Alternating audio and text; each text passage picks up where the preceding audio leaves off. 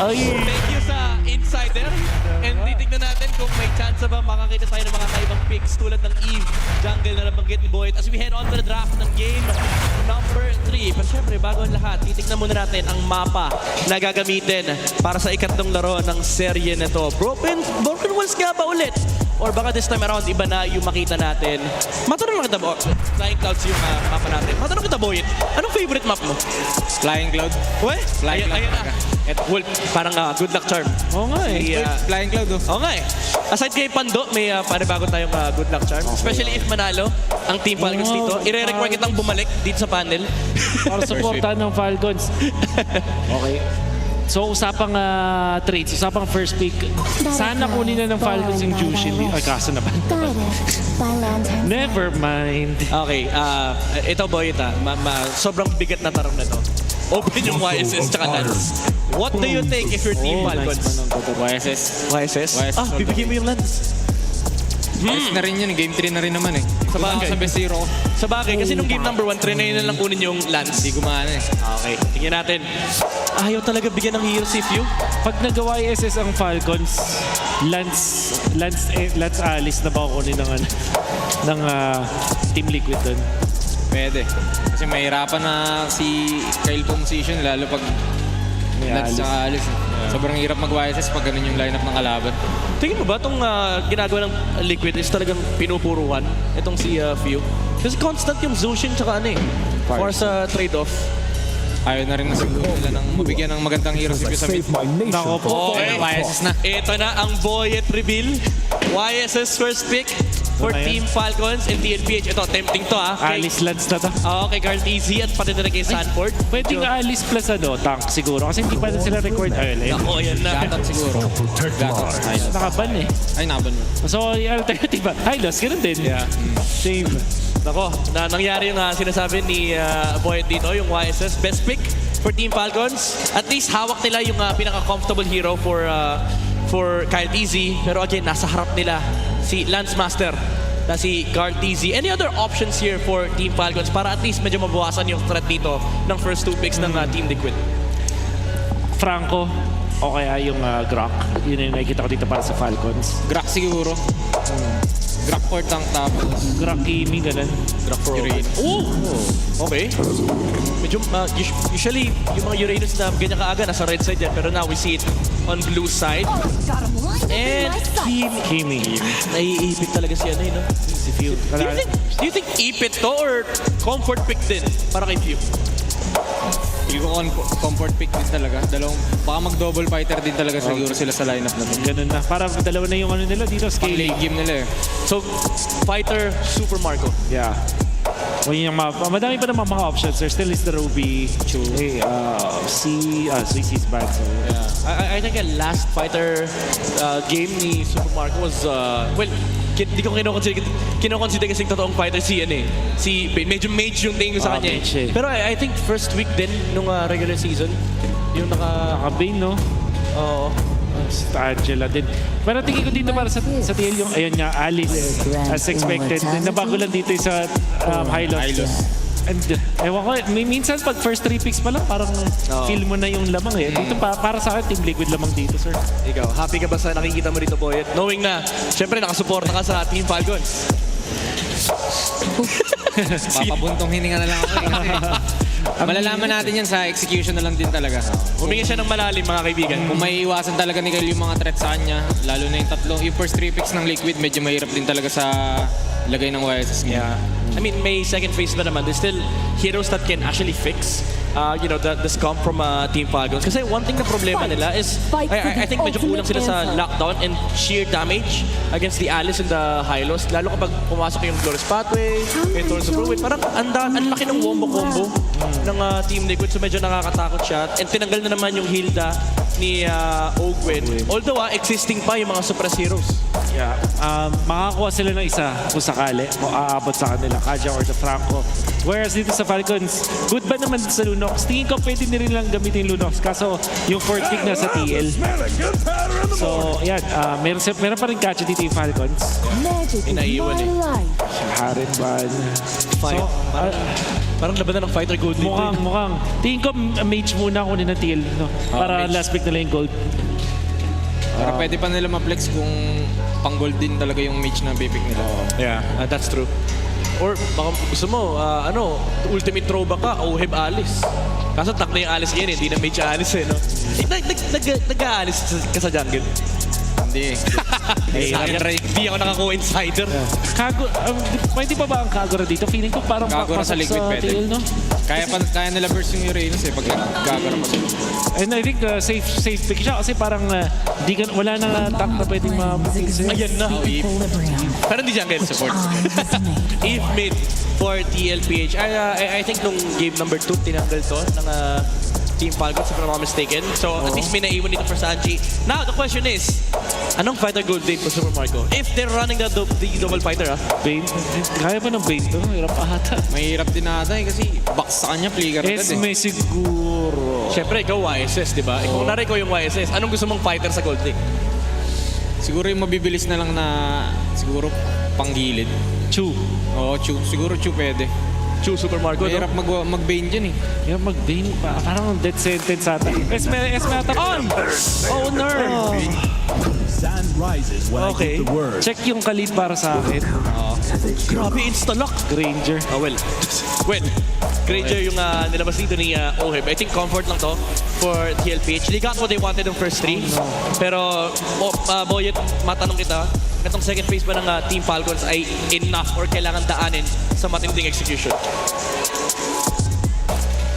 Execution lang talaga. Kaya nila yan. Kaya nila yan. Pero again, nung first phase, napabuntong hininga si Boyet. Pero yan ang malaking tanong for Team Falcons. If mailalabas ba nila yung execution na warranted mula dito sa draft na to. Kanina nabanggit ni Wolf, medyo favored yung first phase for Team Liquid Philippines. Pero again, tulad na sinabi ni Boyet, this is the YSS of Kyle TZ, the most comfortable play style for Team Falcons. Titignan natin kung kaya bang puwersahin ng Team Falcons ang game number 4 or tutuloy-tuloy na ba ang Stampede papunta sa playoffs. Casters, but let's go to the Land of Dawn. Sabay-sabay natin yan malalaman sa pagpasok natin sa game number 3. Match 4 for TLPH, Mino for Team Falcons. Naghahanap kung madudugtungan pa nga ba ang kanilang pananatili dito sa MPL Philippines Playoffs. Alam mo, bago natin tutukan to gusto ko lang i-commend yung napakalupit na graphics na yun, pre. Yung pumapasok-pasok. Oo nga, Diba, pre. May mga, oo nga, ma'am. Eto na, wait lang. May bakbakan na kagad sa gitna. De, pero going back doon, napakalupit ng mga graphics natin. Shoutout sa, sa production team natin. Yes. At sa lahat ng mga nandito sa MPL Arena. Pero Nakita mahirap natin. ito para sa Falcons, ha? Sumasabay kasi kung gaano rin kabigat talaga yung laban na ito. And so far for TLPH, yung kabigatan ngayon ay nandito sa game number 3 sa kung saan ito na lang yung puntos sa kanilang inaantay para makaabante. Pero hindi makaabante masyado dito sila Ogwen. And so far kahit si Boyet, yung buong panelist natin ay medyo napapuntong hininga sa draft ng Team Falcons. Oo. I think mag-a-agree din naman ako dun sa mga observation nila, no? Observation nila. Kasi ang TLPH, yung kanilang comp dito, napakatapang eh. Di ba? Isipin mo, yung mid nyo, Eve, sobrang spammable nung Void Blast and Yep. the Void Crystal. Tapos may Hylos ka pa na kasama. So, for Kyle TZ, ito yung mahirap na part para sa kanya. Paano niya iso-survive yung early game? Ayan, din mo si Owen nga, di makasurvive dun sa folks na gagaling dito kay JP at kay Sanji. Yep, and it heavily relies din dito na mechanics, favored, comfort hero na TLPH ang ilan pa sa kanila mga napili. Yeah. Not to mention na kanina ng drafting phase, I was actually expecting for Team Falcons na tanggalin sana yung Lancelot. To remove somehow yung init na meron din si Carl TZ. Kasi siguro parang, respect, sige, bigay niya yung best hero. Pero ngayon, turn na lang paglalabanan. Ayan na, papasok yung Sanford, pero nakapag-traceless din si Kyle TZ. River manipulation. Naibigay ni Sanji. Pag-up ay nakuha na kagad. Simple good Philippines. Nakatakas si Sanford, tapak second eye. Pero maghahabol ata dito ang Falcons. Black TC. Susuruhin si Carl TZ at si JP. Pero nandun yung stun mula kay Danny James. Pero di pa ata tapos si Sanji dito. Habang sa may bandang kita naman. Moving ni Carl TZ. Pero nandun yung pating! And first blood para kay Super Marco. Grabe no, nilunod.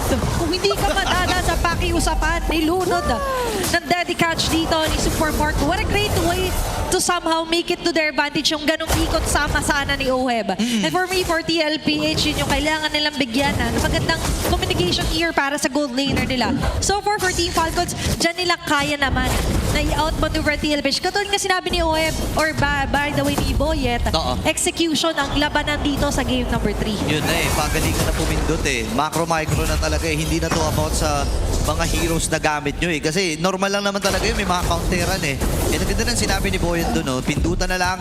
And para sa Falcons at sa lahat ng mga teams naman kapag nandun ka na sa, sa bingit ng inyong pagkakalaglag, doon mo dapat ibigay yung 100% mo, no? May naa-awaken Oo, may may nagigising. Mala Sun Jinwoo, mga gano'n. Yan, nakilala rin naman Sun Jinwoo pag mga ganyan Si Midnight? Oo. Diba, dito mapapareact ka rin talaga. Sa kung ano nga ba yung mga kailangan yung i-polish, ano ba yung mga kailangan yung gawin. Ngayon may mga conditions tayong inilatag din kanina, Burrito. Pero ngayon, mas nagmamatter for Team Falcons muna is yung survivability nila. Maprolong at makapag-stay pa na matagal-tagal dito sa playoffs. Pero for TLPH, they have the same plan. They have the same vision. At kung vision na pag-uusapan, grabe din yung vision nila on the turtle as TLPH slowly makes their way. Pipick up pa yata ng isa. Uy, gubo na pa-purify. Alam mo kasi ni Carl Dizzy na walang pantakas. Itong si Pew bukod sa kanyang purify, pero tumama din yung bangka mula sa bangkero na si Kyle. Ngayon naman ay nailapag na rin yung Glorious Pathway pero wala naman ng magiging casualty pa bukod doon kay Carl. Grabe, no? Habang si Obe dito, pinuruhan na kagad nila. Sanji na ako ng kill. May kailangan ko matras. Hawak pa rin ni Flap itong pagong na ito pero nakalagay dun sa poder ng CLPH. Pero maganda kasi Flying Clouds 2. Ang bilis ng sumama! Oh my goodness! Sumama na rin sa Clouds dito si Oheb. Second death! Kay Super Marco ulit siya babagsak. Pero ngayon abot si Carkisi sa pangalawang pagong. Flaptizi bumabakod. Sanford sa may bandang likod. Pareho na Yun. ginagawa pero hindi pareho makuha ang pagong. Okay na, nakuha na ni Carl Dizzy. Atas siya dito. Pero sabi ni Sanford, laban pa ba natin? Huwag na nga lang. Kaya may ipit ata si JP. Wala siyang patakas dito. Kiniskis na lang niya yung mukha dun sa pader niya. And Team Falcons, kahit pa paano nakakabawi Grabe no, pag nasa kanyang tubig sila, lumalawang parang hukbok dagat to. May barko, merong mga sharks. Ay, oo nga. Lahat ng yun ay nagiging magandang advantage para sa Team Falcons. Instead na Team Liquid yung malakas pag mga saan yung tubig, sila pa yung nahihirapan kumilos dito, Burrito. At katulad mo, takedown on to Sanford. Tunaw ka agad, napakaganda nung rear manipulation na yon. And ang mahirap kasi pag tumapak ka dun sa pinakadulo, may 0.5 seconds pa na may instant ka. And sakto yung moment na yun para maabutan ni Cartesi at mailand yung kanyang Tornos. May madalikod naman, Owen. Kalahati kagad din si Sanji. May nangyari na nakabasag na si Kyle dun sa ibaba. And medyo iniipit din ang TLPH. Magandang simula ito para sa Falcons And by the way, no, compared to Game 1 and Game 2, Yeah. mas nararamdaman natin yung push pagdating sa third objective dito ng Team Falcons. So far, top and bottom side ng TLPH ay basag na agad. Plus, nakikita natin ngayon na hindi na sila masyado nag-struggle na tunawin agad ni Sanford. They have a quick answer dahil na nga lang din sa mga early shutdowns on the Woheb. And not Wow! only that, may gante pala ang The Goat. Masyadong madugo, hindi na pinakita sa camera yung pagkitil dito ni Carl Dizzy. Pero si Flap, naramdaman niya yung Tornos. Halos 1/4 yung damage. Pasok na rin dito yung river manipulation. May ibig si Flap Dizzy. Natunaw kagad. Pero tumama yung bangka. Okay yun sasakripisyo naman yung buhay. Para sana mailigtas. Pero lalaban na rin si Kyle. May puncture din na naigamit. And si Pew ay tumulong na rin lang. Pero atas naman ang CLPH, hindi na nila ipipilit pa. Okay, dun magaling ang TLPH. Pagka nakita nila kalamangan ng Team Falcons sa turret man, sige, tututukan nila. Ito yung very snappy approach for TLPH. Hindi nila hinahayaan na mag-persist yung symptom. At ngayon, pangatlong pagong, libreng pakukuha ng The Gold. And while all of that is happening, merong nagnanakaw doon ng purple buff at hindi siya magtatagumpay sa pagkakataon na yun. Ang ganda ng bawi dito ng CLPH. Yung 1-point-something K na nahawakan ng panandalian dito ng Falcons ay nabawi kagad nila mula doon sa turn na nakuha or yung kill mula doon sa itaas dito kay Super Marco. Sabay yung pagong ay nakuha din nila. Ngayon gagamitin yung Mountain Shocker. Habol ba dito ang Falcons? Alam lang nila kung saan manggagaling dito ang cavalry. Pero hindi na nila ilalaban pa. Alam nila kung where, pero hindi nila alam kung when. tsaka how. Wow. Tagdagan na rin natin ng what. What is the action plan? Ayun. Ginawang thesis, pero ngayon kailangan na dupepensa. Owen, medyo mapapadasal. Denied na! Yun na, sa sakripisyon na ba niya? Flicker, naku, nagamit pa niya yung flicker. Conceal pa. Kaya alam, conceal ay nagamit din. Makikipaghabulan ata. Sino ang magiging taya? Nagbabay time lang pala kasi may ginagawa din sila dun sa may top lane. Si Super Marco ay mapapabayaan dun sa itaas. Makakaligtas pa ata din si Ogo. Hindi. Ibibigay na niya kanyang sarili. Kaya lang si Sanford ay nakakuha din naman ng kill. Nagamit na yung Throne of Ruin. Kailangan matras si Kyle. Black TC nagamit yung Consecration. Sa may damage dito ni Kyle. Yes, sir. Nabitawan din yung Traceless pero si Black TC talagang tinitibayan. Na-clear niya ng Mataim team itong wave sa gitna at makakasurvive pa rin yung Torre sa middle. Nakakita tayo ng mga individual na tactics dito for Team Falcons, pero problema is for TLPH. Medyo nalilito man pero nandun pa rin yung main goal objective nila to take down core damage leaders dito sa Team Falcons. Muli, nakita naman natin for TLPH na tila ba kahit sila naninibago na mayroong mga gantong taktika, may mga magic din na nagagawa Team Falcons laban sa kala. Looking at our Infinix in-game equipment, ngayon compared to the past few games, mas nakakasabay ang Team Falcons. Hindi huge yung gap nila laban sa Cavalry. Gusto ko rin tutukan yung Gold Day matchup natin. Talagang nilamang ni Super Marco yung naging tagpo na iyon. And dahil din sa tulong ng mga miyembro ng Team Falcons, 2 beses nila nabigyan sa top lane itong si Oheb. And para sa akin, okay na yun kasi nung games 1 and 2, di ba kung titignan natin, parehas MVP yung game na yun at talagang hindi napigilan si Oheb no? Diba? Back to back na siya doon. And so far for Team Falcons, they need to have their back pagdating sa mga ganito, mga pick-off ng TLPH. Ngayon, balikan natin. Nagawa na nilang i-shutdown ng early facing si Oheb. They have to be consistent. Pero Carl Easy! May pangpating at natamaan siya ng 2 beses. Open ay pumasok sa likod. Nagamit yung flicker dito ni Oheb. Pero makakasurvive. Sanford nagamit yung Throne of Ruins. Kaya lang hindi yata sapat para makaligtas. Sanji dito tatamaan din nung ultimate from Few. Pero flicker ay ginamit niya para lang makatakas. Grabe, parehong nahihirapan yung baby kick sa baby shark. Ayun. Doon ako nagulat. Yung mga baby shark na nanggagaling dito kay Super Marco, isa sa pinakamalaking dagok dito for TLPH. Pero ngayon, makakatawid yata. Makakalapit sila JP. Kalahati. At habang sila nagko-contest dito sa Lord, may ilang mga linya nakakalabang ang Falcons. Kalahati ang baba na ng buhay dito ng Lord! And Kai TZ with that Lord! Carlito ay nakabawi din naman ng kill. Pero si Pio baba ng buhay. Kailangan niya... Sa likod! Pero sa may pantalikuran si Owen. Nice setup para dito sa Team Falcons. Pero yung babawi din na gagawin dito si Sanford. Makikipagsabayan na sa tatlo. Numbers game. Nag-iisa! Lugi siya pero sabi niya, hindi, laban natin. Sanford pumunta din super backback. Nakikipagsabayan talaga. Ito si Sanford at hindi na siya makakaligtas with the Sky Fisher from Super Marco. Ubos ang TLPH. Unti-unting nakakabangon dito ang Falcons Nest. Hindi sinasabi natin, kailangan ng na mahaba-habang runway para makaabante. Ito yung chance nila to stay ahead of TLPH. 3K established goal lead after that multiple takedowns onto TLPH. At hindi lamang yun. Ngayon mas nararamdaman natin yung kalamangan ni Super Marco being the core damage dealer himself. At ngayon for TLPH, they're on an unfamiliar territory at sila ang dedepensa. Grabe yung naging sequence na yun. Gusto ko lang tutukan yung laki ng buhay na bumalik kay Super Marco. Halos kalahati ata yung naipuno nung kanyang ale na skill 2. Pero Lord, sasalubungin nila. Carl TCI, umabante na rin. May puncture pa naman siya para pantakas. At nandito yung pating. Sasalubungin ni JP. Kailangan nila naman dito. Clear mo na yung gitnang bahagi. Then yung Lord, ay tunawin na ng tuluyan dito ng CLPH. Dahan-dahan na gapang ang ginagawa dito ng Team Falcons.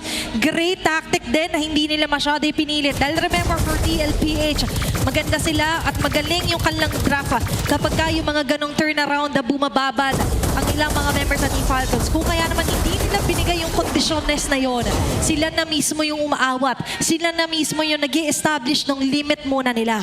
Alam mo, ang interesting dito para sa Team Falcons at saka sa TLPH. Una sa TLPH, 100% kasi sa regular season na yung laro na naipapanalo nila pag naka-flying cloud sila. Pero para bang binabasag ng Team Falcons ang mga statistika na pinag-uusapan natin dahil sa performance sa kanilang ipinapakita. Though maaga pa naman para sabihin, pero makikita natin kung gaano kalaki yung adjustment na ginawa ng Falcons. Meron kasing babalikan doon. Regular season yun. Ngayong playoffs. Ayun nga. Panibagong kabanata ang ating sinusundan. At sa ngayon, sa pagkakataon nito for Team Falcons, nandun pa rin naman yung urge to stay. Pinakulan yung deadly catch here para kay Super Marco. Maiwasan naman TLPH, but we cannot deny na kahit sila ngayon ay sobrang nag-aalala sa mga ganong klaseng atake ng Team Falcons. Mukhang nakatunog si Carl TC na parang may something dito sa may bush na to. Kasi imposible namang walang naglalakad-lakad dito, lalo na okupado na. No, yung halos kabuuan, para mga 70% ata or 80% ng mapa ng TLPH ay hindi nila malayang nalalakaran. Pero ang Falcons ngayon ay pwesto na rin doon sa kanilang objective, which is the Lord. Black DC abante, si JP narito na rin. Kailangan din mag-react dito ng TLPH kasi kung papansin natin sa bandang baba, napupush din na maigi dito ni Owen. So alam na Falcons kung sakali na may isang bababain, most likely it's going to be Sanford. Di tayo nagkamali dyan. Ngayon, it's up to TLPH on how will they dance around dito sa Lord na sinasayaw lamang ng Team Falcons. Unti-unti pa rin silang nakakapag-establish tuloy-tuloy ng lead dito. Gold man yan, kills man yan, pati sa posisyones ay nakakakuha ng magandang advantage si Black TZ. Okay, speak of advantage, ang ganda na advantage na nakuha ng Falcons dito. Ngayon si Kyle TC nakuha na yung Lord, and si Sanjay namatay! Sama kayo na! Kay Owen! Ito na, sundukan na daw. Sabi nyo ng CLB, sa kabawi nyo si Sanford nag-isa. Ayan na naman!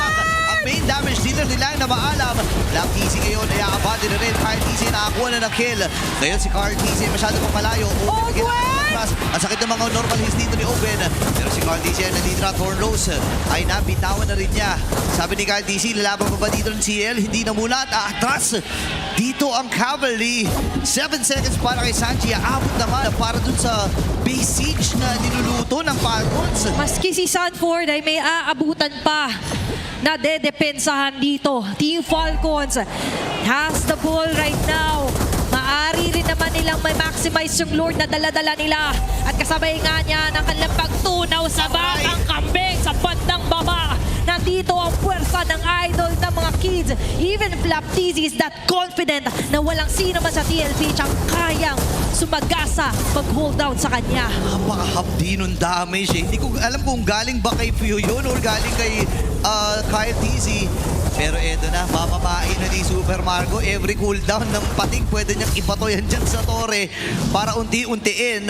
Kaya nga si JP, tinan mo, nag-invest na rin ng Athena Shield just in case na makasalo siya ng mga pating ng mga deadly catch dito. And tinan mo kung gaano kalaki yung gold difference ni Super Marco tsaka ni Owen. Hindi yan basta wave jump na yung goal Oo, laki difference ng falon. natin. Kasi malaking factor nga dyan yung sinasabi natin na si Super Marco is not really someone that TLPH wants to totally naibuhos lahat ng resources sila. Oo, masakit si Super Marco. Pero may isa pa silang problema. Hindi pala isa, dalawang problema. Few and Kyle TZ with the continuous hits. Ngayon for TLPH, Sanford, oo, kaya niya retain but only for a few seconds. Without him, and sobrang naaatake, naaabot dito sila Sanjin. Remember, Sanji is super vulnerable with his Eve. Malakas yung poke, pero malakas din siya, or pwede rin siyang maabot anytime dito nila Flap. Nakatulad ng ginagawa niya sakto dito. Oo, wala kasi siyang dash na aasahan eh, no? Kasi yung flicker lang. Kalahati agad, oh. Maaari, pero kalahati kagad yung bully. Sanford, napakahapdi naman ng mga pokes mula dito kay Few. Isa pa to sa mga iisipin pala ng TLPH. Hindi lang si Kyle, hindi lang si Super Marco. Yung idol din ng mga kids. Ito yung sinasabi ko sa kanina eh. May mga teams na nagigising. May ilang mga teams na lalo silang nanggigigil para makabawi. And so far, Team Falcons, ngayon ramdam natin yung urge na makabawi. Buksan ang panibagong pahina dito sa match number 1 natin. Kasabay niya na pag-respawn ng pangatlong Lord sa laban na ito. 17 minutes or almost 17 minutes pa lang naman tayo ng ating laban.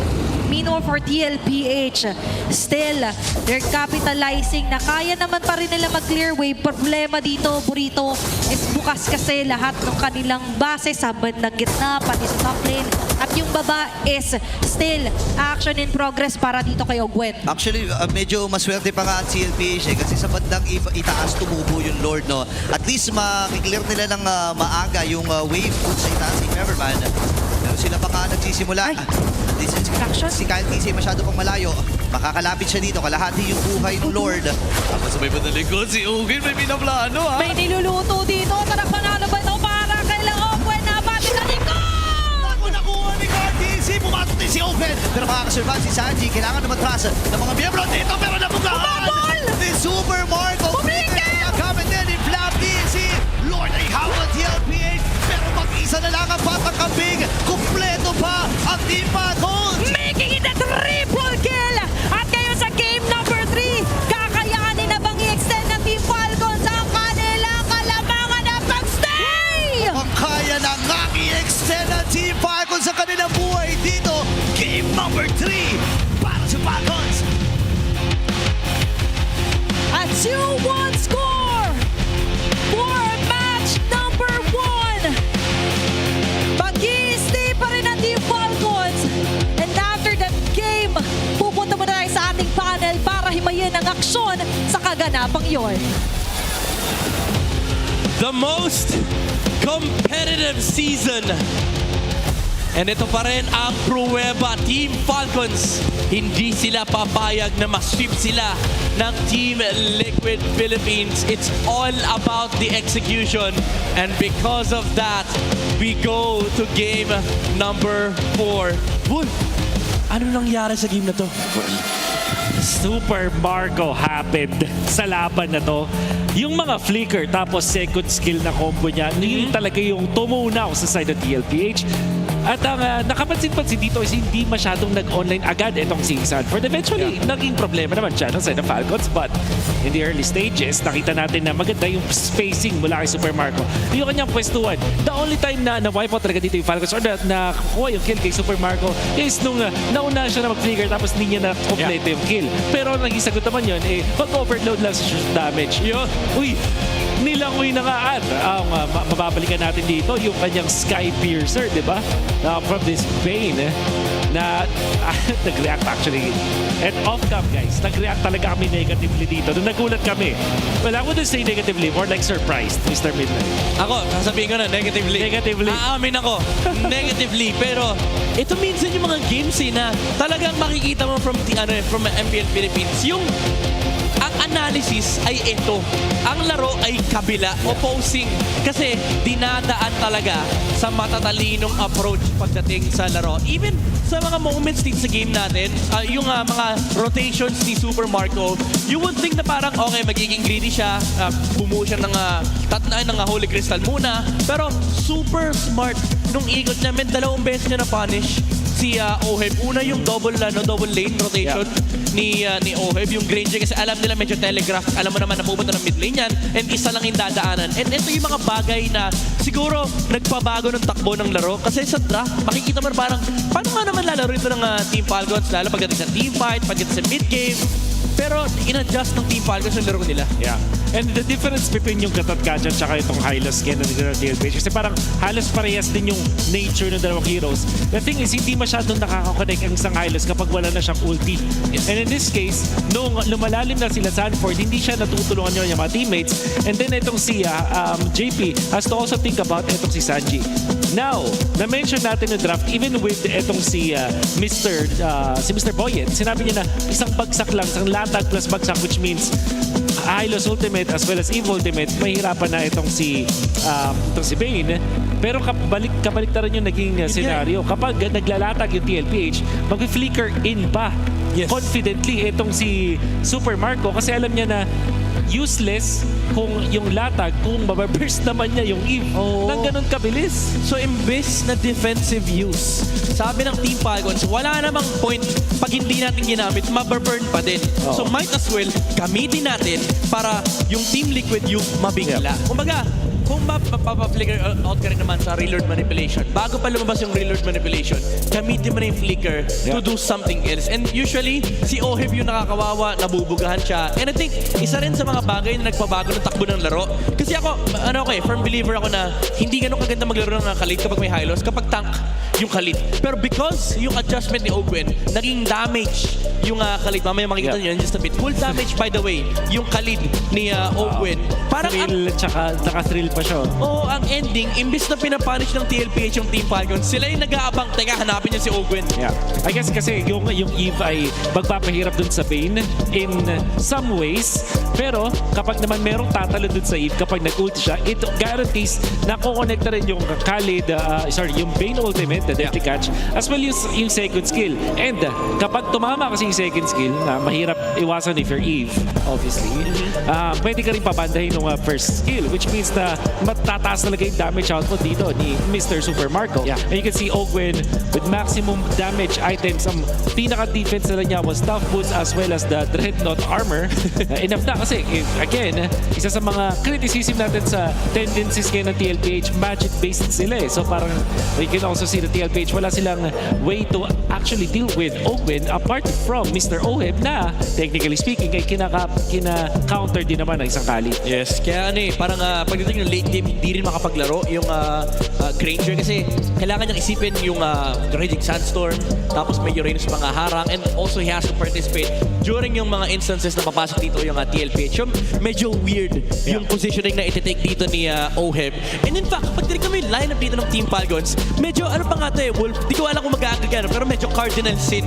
Itong ginawa nila na isa lang yung tank. Usually kailangan dalawa talaga yung frontliner unless meron kang utility.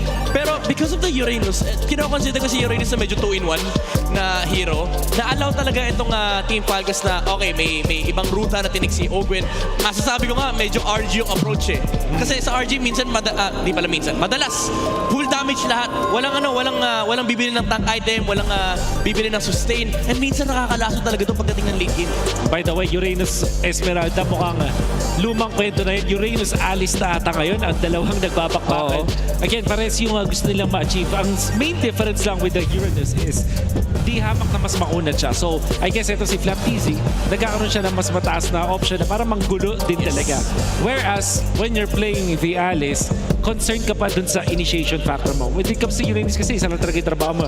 With the Alice, technically speaking, dalawa yung gusto mong ma-achieve. And if you choose to do both, dun ka naguguluhan. Yes. We're not saying na hindi nalaro ni Sanford ang Alice na to ng maganda, but it's just like Flaptizi, mukhang ito yung mas bagay sa kanya sa ngayon. Kasi when you play the Alice as well as the Arlot, hindi ganun ka-impactful and you're missing yung impact na nadadala ni Flaptizi. But in this scenario, nabigyan niya talaga ang ating DPI Rich Guy ng chance na